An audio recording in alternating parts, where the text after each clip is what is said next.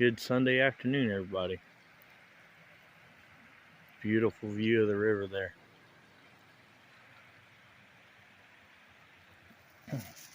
Okay, what this video is had a fella, Willie. How you doing, Willie? Asked me about spare parts or what have you for dozer blade. Okay, I have two different style blades. The one that I use is this one, and try to get out of the sunlight there. But it has the braces there that hold it on,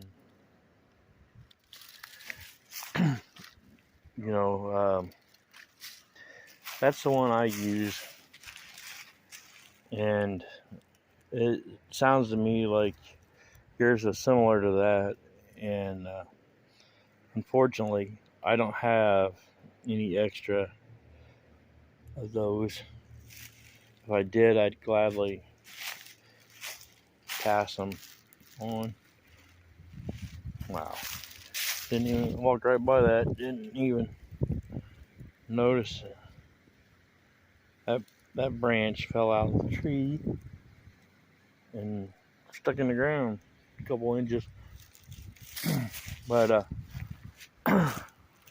anyways, getting back on point here, what I do have is this blade. As you can see, it's spring loaded. It'll lay over. It slides in the front of your machine like that other one does. The only difference is that instead of it having those linkages to stabilize it, this one here has these bolts that when you slide this mule drive into the front of your equipment there, the bolt, you tighten that down, and the frame part that this mule drive goes into, this tightens down against it, tightens them both together, holds it in place. I personally haven't had that good of an experience with it.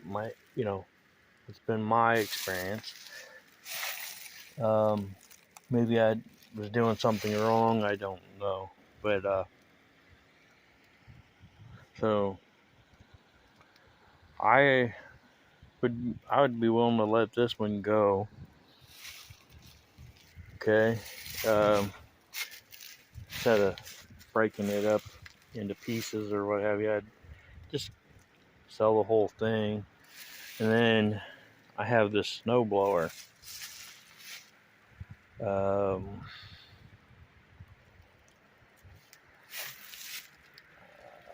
can't remember how wide that is. I want to say it's like 46 inches. I could be wrong. But here's the bracketing that goes when you take the deck off of your tractor. This mounts up underneath, and that's where you get the linkage for, or the deal for raising and lowering the dozer.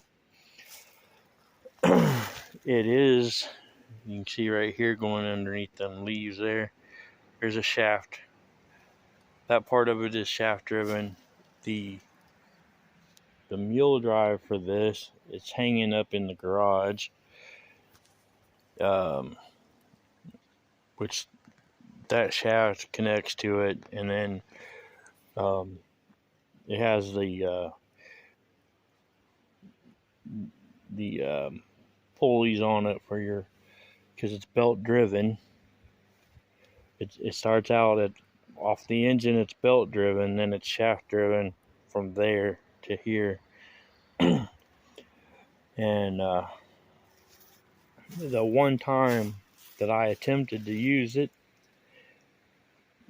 the snow here that particular time was pretty wet, and I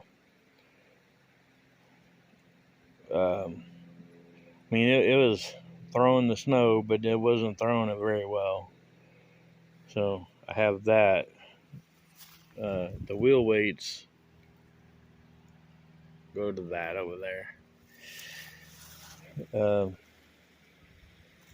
But I got, like I said, try not to trip, but I got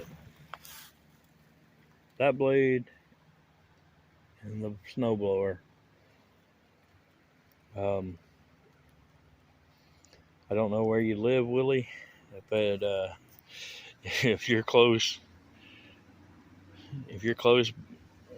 you know, if it's just a little bit of drive time for you or whatever, I'd make you a deal on them.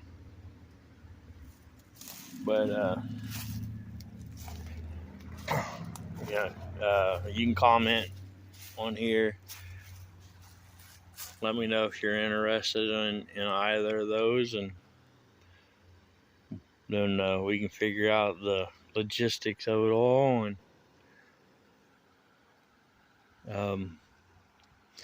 because like I said, with that blade there, you don't need those extra linkages like mine had.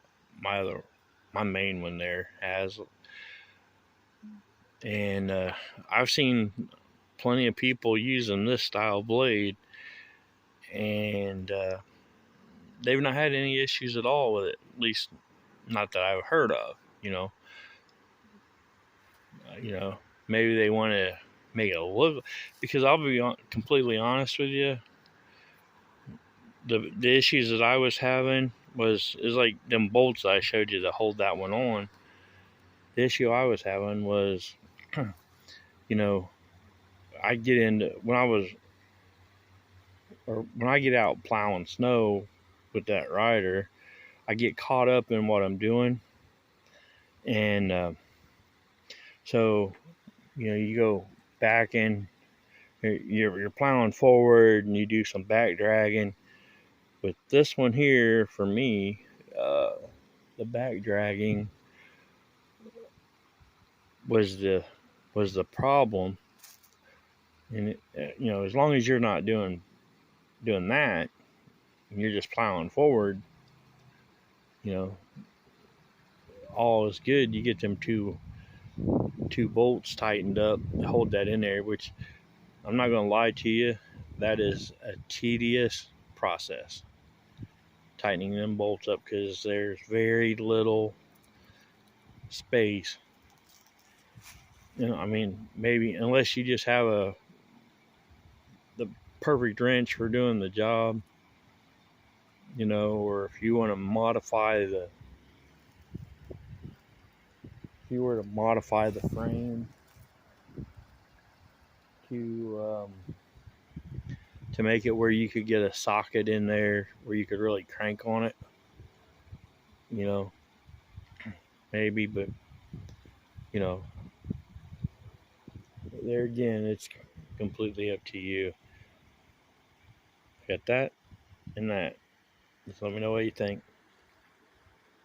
Catch y'all later.